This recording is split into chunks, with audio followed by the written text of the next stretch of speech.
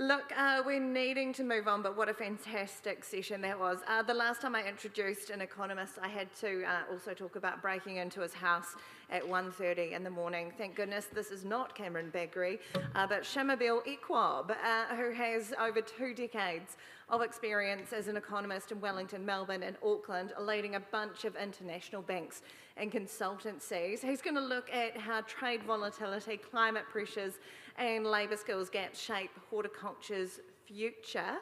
And there's also going to be a panel discussion after a wee break after this. So stay seated for half an hour, Shamubeel, then we'll have a brief break and into the panel. Ladies and gentlemen, please welcome to the stage Shamubeel Eaqub.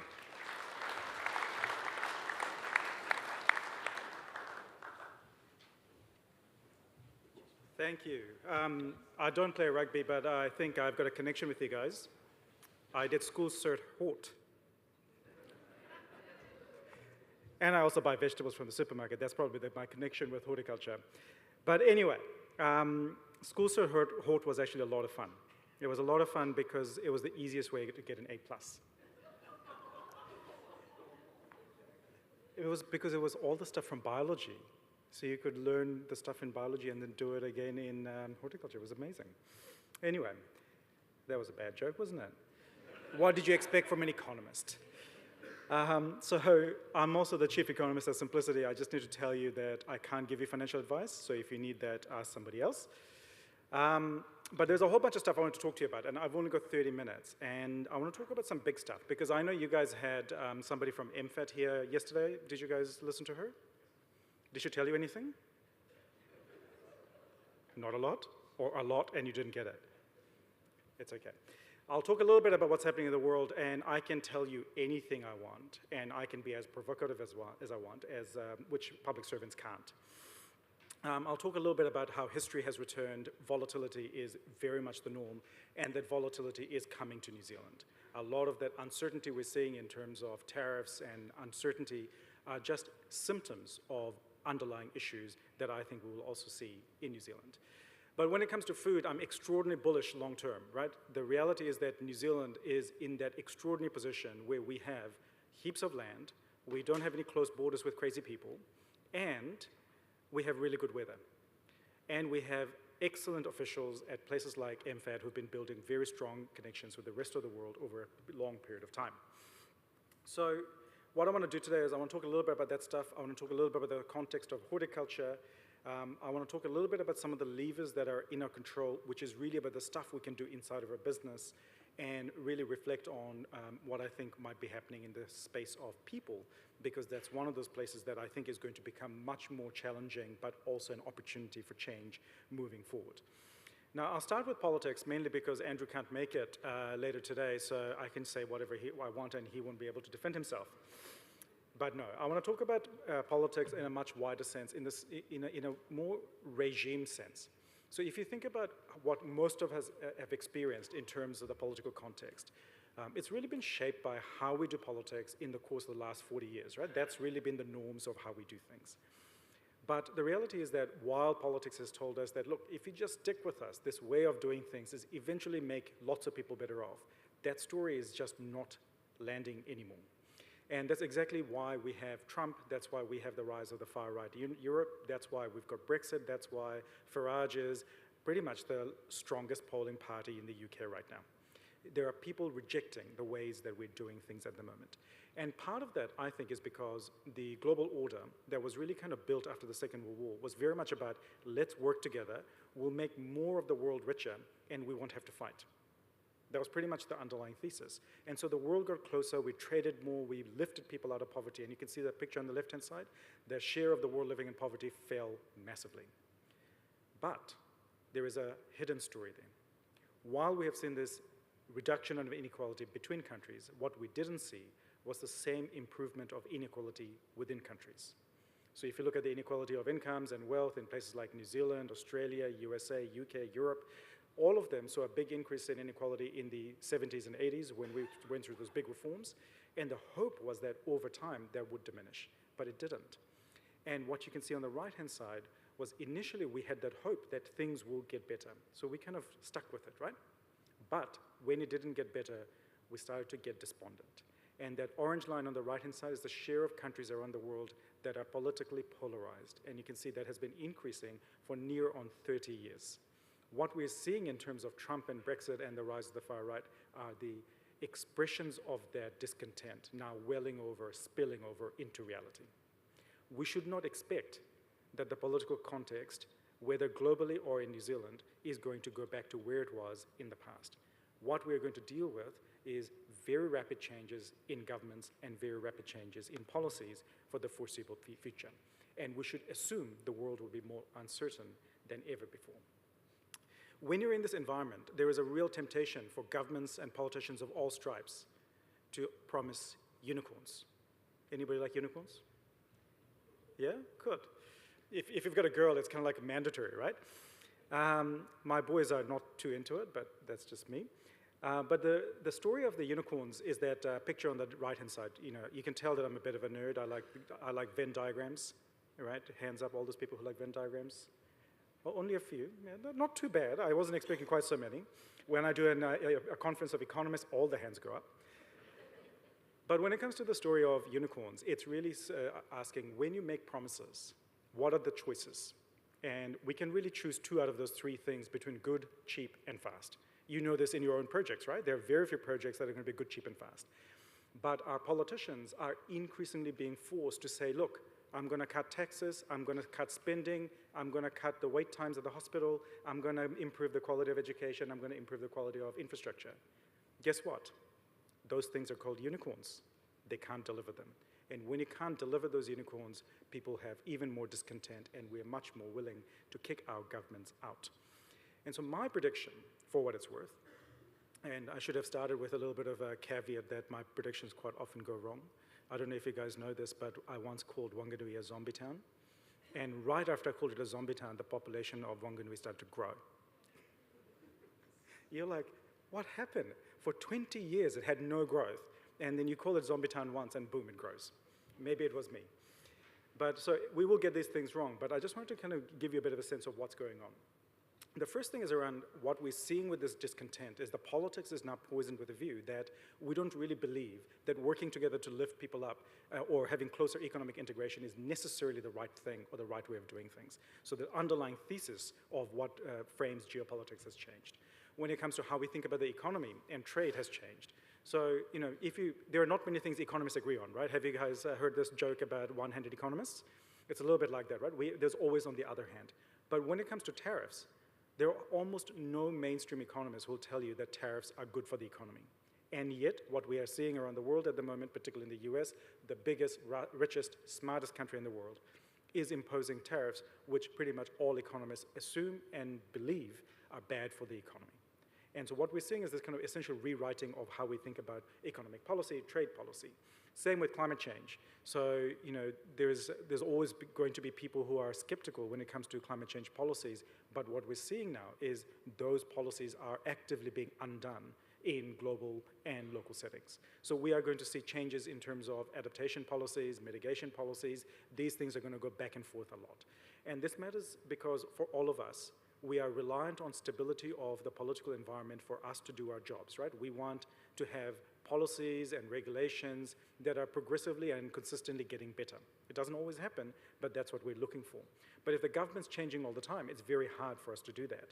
We know that it's happening at the same time as a lot of fiscal pressures for a lot of governments, not just because of the splurge of spending during COVID, but also because we all have aging populations. All these things are happening at the same time. What we're likely to see is lots of knee-jerk changes in public policies and rules and regulations and very rapid changes in governments. My prediction is that we are not going to see another 3-term government in our lifetimes.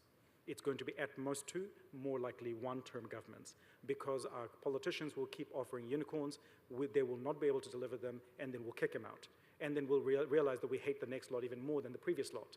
And that's exactly what's happening right now. So if you look at the way that we think about politics and think about whether the country's heading in the right direction, it was really high during the first year of the first term of the last Labour government. And we were all very happy, you know, like we didn't die from COVID, great. The second term of Labour government was like, oh, you're still doing the same old things, we don't like you anymore. And favourability went really bad and went from net positive to really negative. And then we said, look, we're going to kick you guys out and we're going to get somebody else. And we did. And then we're like, oh, it still sucks because we've got a recession and don't like you either. And so it's kind of like, it's not necessarily the politicians we don't like, we just don't like the settings that we find ourselves in. So what we're going to see is quite a lot of attack on institutions. So what happens when you've got this uncertainty is you've got politicians who are really desperate to do things as quickly as possible, and they'll break things along the way. So what you're going to find is if you believe that you're only going to be in power for one term, you want to make sure you get all those things you want to change done as quickly as possible. It doesn't have to be good, you just want to get it done. And do as much change as possible so the next lot is too exhausted to unwind it all, right? It's not going to stick because it's good, it's just going to stick because you just don't have time to unwind everything. And that's a really big problem, right? Because as businesses and individuals, we do rely on that wider setting of good rules and regulations for us to get on with doing things. And there is a real fear in my mind that what we're going to see is not only are those rules and regulations changes really quickly, the state capacity to provide good policy advice is diminishing. And there's a real risk in that because we want good policy advice, we want to make sure those options and choices are in front of us. But what we're seeing is this, because of this rush, because of this urgency to get things done, good policy making is being sidelined. And it's not just this government, it's been happening for a while, and I think it's going to escalate. This is one of the biggest risks that faces us over the course of the next few decades, because I think it's going to create a very unpredictable backdrop for all of us. Now, I'm a very depressing kind of guy. I just wanted to kind of tell you that there are some reasons why we should be a little bit optimistic. And part of that is the reason why we're so good in food and fiber, the reason why we're so good at making food is because we're a freaking huge country. I didn't actually ask permission if I was allowed to swear before I started. I'm all good? All right. I was at this conference the other week, and they were all kind of like hard-out Christians. And I was dropping all these F-bombs in the room, and I was like, only realized afterwards, and I was like, whoa, that was not a good plan. But anyway, the picture on the picture behind me, you can see New Zealand overlaid on top of UK and overlaid on top of Europe, and what you can see is we're a huge country. Yes, we've got some mountain ranges right through the middle of the South Island, but even with that, what we've got is this extraordinary amount of land in New Zealand. And for, pretty much since colonization, we've been using it for farming, so it's not surprising that we have this extraordinary competitive advantage when it comes to our land mass and our weather. The other thing that really helps us, of course, is that we don't have many close neighbors that are really horrible, right? And we don't have a lot of history with. So if you look at what happens when around New Zealand, you draw a 2,000-kilometer radius around Wellington, not many people around it. You draw a 2,000-kilometer radius around Berlin, and you've got all the history of the last several thousand years, and Putin, right? So there is a huge amount of uncertainty, both domestically in terms of all the historical border-related conflict, but also that kind of this escalating return of the Cold War stuff that's going on. So there's some really big challenges that are facing other countries around the world, and New Zealand, being relatively small, relatively far away, relatively neutral, is actually in a relatively good position. So I feel really optimistic that a lot of the geopolitical stuff, we're not exactly immune, but we're certainly a lot removed, and we don't expect the same kind of issues that other people are experiencing. But also, that, with that waterway, sometimes Navy ships do come in here. And you might recall there was a Chinese Navy ship that did some exercises recently, so we're not exactly immune. The other reason why I'm really optimistic is because our economy has become more diversified over time. You might have seen people saying, oh, we really, really need to get more diversified. Yes, of course, we could do much more. But if you look at those two pictures behind me, on the left-hand side shows you the mix of our exports by commodity, and on the right-hand side is the mix of our exports by country. And yes, there are lots of countries and lots of commodities that we are really, really specialized in. But those big orange bars just show you that there is this big group of other that we're exporting more with, we are trading more of, and that gives me real confidence that New Zealand is much more diversified than it has ever been in our history, and that's a good thing. Should we do more? Absolutely. Can we do more? Of course, but we're already doing a lot, and we should celebrate the wins that we have made. There's one other reason for optimism, and that's really around the rising wealth around the global economy. And it's really about the rise of the global south, those developing markets around the world which are increasing in their incomes, their middle classes are growing, and that's having a really big positive effect for a lot of our industry, more for, I guess, meat, dairy, those kinds of things than our industry, but we certainly get some of those benefits. So I just want to show you what happened in places like Korea as a nice little example. So on the left-hand side is Korea's GDP per capita, and you can see that it went from being a fairly poor country to being relatively rich in a very short period of time. And in that period of very strong growth of incomes, what we saw was that as you got richer, our diet changes a massive amount, right? So we're eating a lot more meat, we're eating a lot more roots and tubers and vegetables. Not so much, but you can see where we are is towards the bottom of it, whereas the other industries that are benefiting a lot more are around proteins. So we tend to increase our proteins a huge amount. So it has a positive influence on our industry, but very much in the premium end of products rather than on the mainstream end of products. There's also a question in my mind, particularly when it comes to social licenses around who are we feeding? So quite often when we talk about our agricultural sector, primary sector, we talk a lot about our exports, but we don't produce goods only for export, we also produce goods to feed New Zealanders. And these numbers have been quite shocking to me over the course of recent years, because what I hadn't appreciated was just how much poverty has grown in New Zealand. We've always had inequality, that's kind of normal, and maybe not acceptable, but normal. But the poverty growth has been quite striking. Just to give you a sense in terms of your sector, you can see on those columns on the left-hand side, what that shows you is the share of households that are buying fruit and vegetables in any given week. So going back to the 80s until recently, between 80 and 90% of households would buy fruit and vegetables every week, right? That's pretty normal. In 2023, it was 60%. 40% of New Zealand households were not buying fruit and vegetables every single week. It doesn't mean they're never buying it, it just means they're not buying it as frequently. And in fact, that's the same story that I heard from many of my supermarket customers. They're seeing that in the behavior of that. But there's a real issue here, right? That connection that we have to our country and to our community through the produce that we make. If they're not able to afford it, it creates a lot of heartache. And you might have seen butter in the headlines a lot recently. And the reason why every time I post about butter on LinkedIn, people love it. And I'm like, how much butter do you guys eat? They probably bake a lot. Now, butter is delicious, but the reality is that it's not just butter, right? And as you can see in the picture on the behind me, it's a lot of things that people are doing without. It's that expansion of poverty that's taking place. And therein lies, I think, one of the issues in terms of social license. But I think the myth of social license is that nobody loves farming, everybody hates us, the urbanized don't like us, right? There's a lot of that kind of narrative. It's absolute mischief, and it is not true.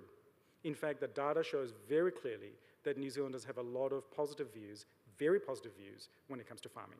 So close to 3/4 of New Zealanders say that they hold a positive view of the farming sector. So when people say that, oh, we don't like farmers, it's not that, we just don't think about you, right? Most urban people and our interaction with farming is very removed, it's very artificial. You do it through the supermarket, through the shop, but you're not actually connected to how things are made. And if you look on the right-hand side, your sector is actually at the top end of the farming community. So let's not beat ourselves up about how nobody loves us. They love you. Just acknowledge that the people love you and move on, right? I don't want to hear any talk about backbones. This is a thing that I have with a lot of people. It's like, farming is the backbone of the economy. And I'm like, what about all the other bones for a functional animal, right? So when it comes to horticulture, I think there is a couple of different ways I approach it. And one is to think about who we sell our products to and where our revenue goes out to. Now, these are not perfect numbers because there's always bits that you might include and things you might exclude. But what you can see on the left-hand side is that we are a hugely exporting sector, right? So majority of our products that we sell goes towards the export market. That's in the kind of top big butt. And then there is a bit we sell to consumers as kind of vegetables and fruit. And then there's a whole bunch of stuff we sell into industry to be processed into other things. Completely understandable. But when we get that revenue, what happens? That revenue is spent on supplies. Everything from the labor hire companies to banks and lawyers to all of those suppliers that look after us to do our business well. We pay wages in terms of all the jobs that we create, and of course, we make profits. And you should be proud of the profits that you make. This is one of the big things that I like to tell New Zealand businesses. Be proud of making profits. If you're not making profits, you don't have a good business. I want you to have a great business. I want you to be profitable. And I want you to have great jobs and great wages. That's how we create good outcomes. There is nothing wrong with margins. There is nothing wrong with profits. We need to celebrate success of business a lot more. And on the right-hand side just gives a little bit of context over time in terms of where those different parts of our sales go.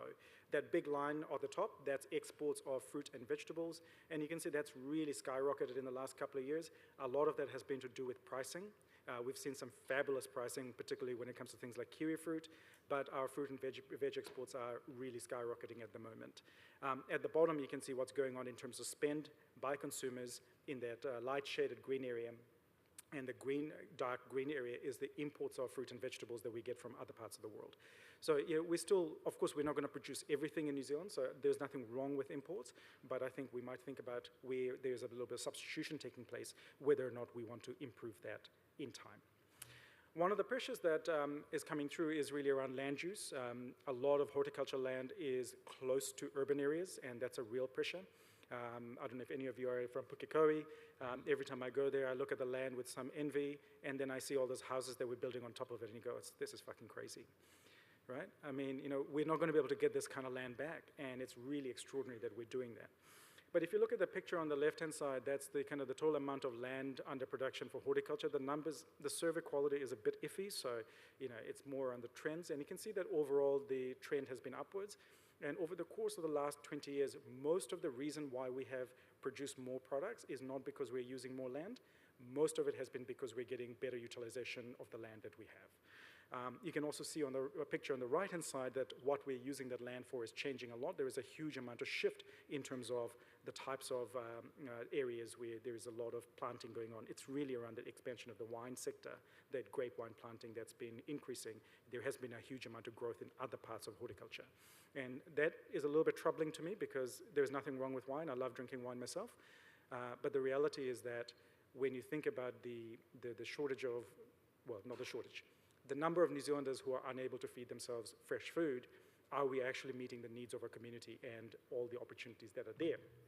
And the reason why I think there are opportunities when it comes to horticulture is really because it's a hugely efficient use of that land. So there are two pictures here. The picture on the left-hand side is the productivity of the horticulture sector. This is productivity as economists define it, right? You guys might think about productivity more as an efficiency measure in terms of, am I getting better throughput from my work, am I in terms of processing, those kinds of things. But the thing that I'm looking at is, for every worker that have you got, are you making more profits and are you getting better wages?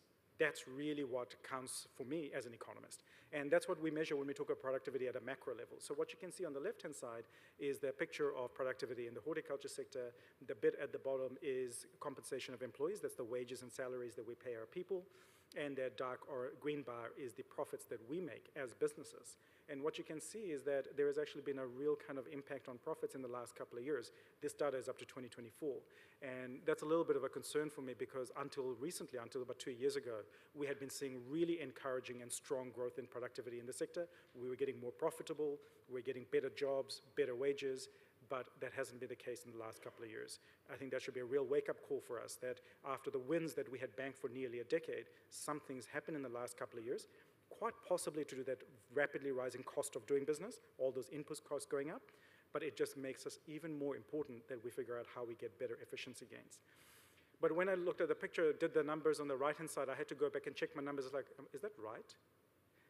What that shows you is the productivity of the agriculture sector per hectare, and the very big bar on the right-hand side is the productivity per hectare of the horticulture sector.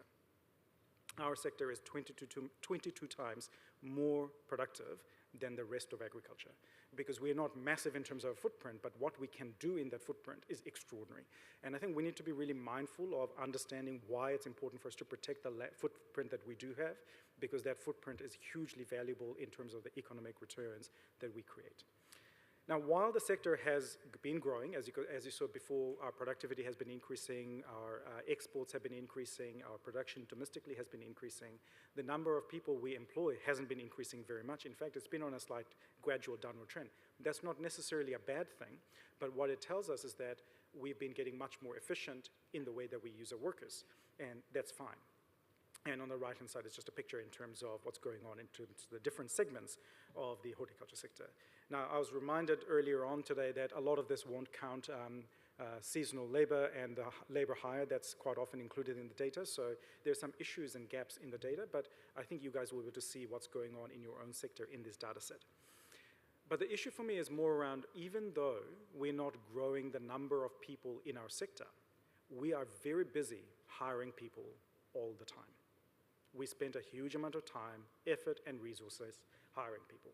So that's the picture on the left-hand side. That light green bars are the number of people that we've hired in the last 12 months because they left. And the little green bar on top is because the industry is growing or shrinking. The reason why we hire people is not because our industry is growing or shrinking. The reason we hire people in our industry is because of turnover, churn. And churn has benefits, but also costs. Benefits in that it gives you flexibility, but the cost is in terms of not just the recruitment, but the training, the integration, the health and safety, all those things that go with it, but also the long-term gains that you get in terms of productivity. So roughly speaking, within a year of hiring somebody, 70% plus people in the horticulture industry have left. So you've spent all the time hiring people, getting them up to speed into your business, doing the work, and then they're going to leave, and they might come back, but we don't know for sure. One of the reasons why that happens is because of seasonality, which is, of course, a lot of your work is seasonal, I get that. And in the panel afterwards, we'll talk about how we might be able to reduce some of the seasonality in our workplaces by work design, business design, and those kinds of things. But those two pictures behind me kind of tell you that picture of seasonality. You can see there kind of the highs and lows in terms of our seasons. Again, nothing surprising, but you can see that, particularly in the fruit industry, huge amounts of variation because of picking and thinning that goes on. I did some picking and thinning of apples when I was at high school. It was really good money, actually, when you're only trying to save up for beers on Fridays. It's pretty good. But it's not just the seasonality. I think there is something else that's going on. The seasonality doesn't explain all of the 70% of new hires that are gone within 12 months.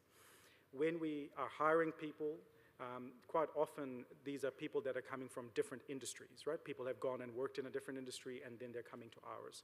There's nothing wrong with that. This happens in every industry. So I think a lot of people in New Zealand don't understand that something like 1 million people started a new job in the last 12 months in New Zealand. 1 million people, right? So turnover is like a feature of New Zealand, and I think it's a terrible feature because the more higher turnover you have, the higher the potential costs are for your business. But it's not just that you're hiring people. When you're hiring people that are coming from different industries, people who are coming straight out of school or university, quite often they're coming with no skills, none of their background knowledge, and that makes it much harder. There's also a myth that it's all about immigration. Most of the workers we're hiring is kind of all tied to the immigration story. Of course, there is a huge amount of immigration that happens, and the RSC workforce is very important for your industry in particular. But if you look at where the source of our workers are, by and large, it's New Zealand citizens and residents, right? And yes, we use people on work visas and temporary visas, but by and large, most of the people we're going to employ are already here. And it's really important we think very carefully about how that works. And the reason I say that is because I think immigration is going to become a very political beast in New Zealand over the coming years. So to give you the statistic, the total number of people who arrived into New Zealand as permanent and long-term migrants in the last 10 years was 1.4 million people.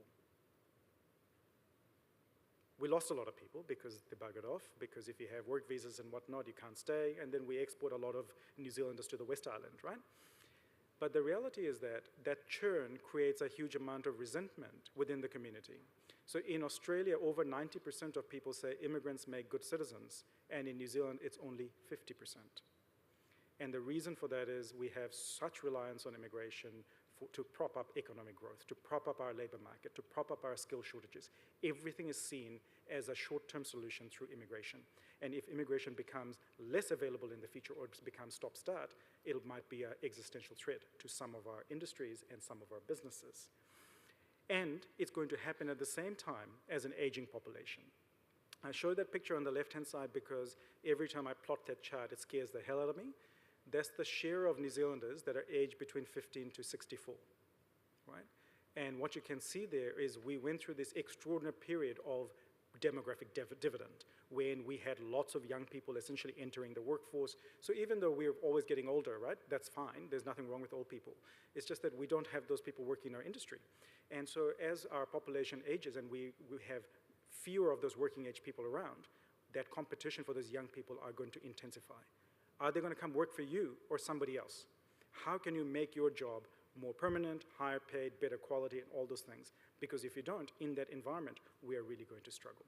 And what you can see on the picture on the right-hand side is we tend to over-index in terms of people who are young, and we tend to under-index people who are middle-aged. So we tend to be very competitive. We're competing really hard for young people when it comes to workers. And what I'm telling you is we're running out of young people. you better have a really good strategy in terms of how you're going to recruit people across different age groups, different spaces in life, and make the most of what you can. Now, when it comes to skill gaps, because I think that's really what we're talking about, is the reason we're hiring a lot of people is we do need these workers. It's not like our businesses can operate without these workers, right? Any business is a collection of people who happen to be in a particular industry. You guys are very specialized in horticulture, but any business is just a collection of people who come together to do something together that creates an outcome. Now, when it comes to skill shortages, quite often we think about those hard and technical skills, right? And that's very understandable because it's the easy one to look at. Do you know how to do X, Y, Z? But the reality is that quite often what makes a person, after the initial period, really good at their job is if they have those right skills, those right attributes, their ways of thinking, getting on with other people, their ability to get on with the team, all those bits and pieces. And as a result, I think quite often we're recruiting for technical skills when we really should be thinking about people with the right attributes. And when we think about training, quite often our industry is not doing enough in terms of formal training, but also we're not doing enough in terms of the bits that work really well, which is on-the-job training. Vocational training is the most effective way of training people. If you want productivity and good outcomes in your business, the most effective way of training people is through on-the-job training, in-house training, mentoring, and vocational education. So those things are pretty obvious. The other thing that's pretty obvious, I think, to many of us is that for businesses to take advantage of the best technology and best kit that's out there, it requires good management skills. So slightly difficult picture there, but essentially on the left-hand side, what it shows is if you've got higher management score, higher management quality, you're more likely to get the latest kit, make more investments. On the right-hand side, what you can see is that once you make that investment, the payoff of that investment might take 3 to 4 years. So there is a lot of patience that is required. Whether it's in skills or a new kit, quite often what it requires are good leaders who are able to take a long-term investment and a long-term decision to do the right thing in terms of getting the right kit, getting the right people, invest in the right training with the confidence that they'll get the return in some years' time. Now, I'm out of time, but I want to just kind of touch very briefly on this idea of productivity and people, because one of the big issues, I think, is we think about productivity in a very mechanical and technical sense rather than that wider sense. And what I want you to think about when you think about productivity is I want you as a business owner to make more money, and I want your workers to have better jobs either through job quality and or through better pay. And that's what productivity looks like to me. To make that happen, I think there are 3 questions we need to ask ourselves. Do I know what's available out in the community, either in terms of the best technology or the best skills, best training that's available? And 2, do I know which of those things will be right in my business? Do I have it?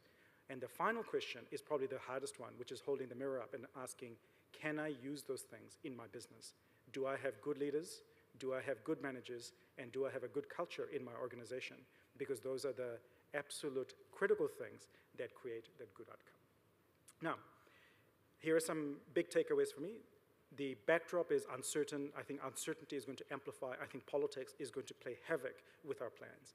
What we need to do is, if we can't control these things, we should control the things that we can do in our own businesses. And I think it starts with us. We should invest in our leadership, we should invest in our management, invest in our culture, because those are the things that we can do that will play big dividends, because it will allow us to take the right investments.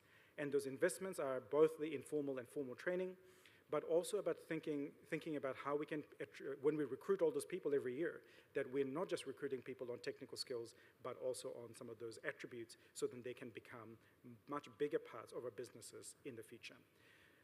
The very final thing is really around kind of a little bit of a plea in terms of the education and vocational education sector.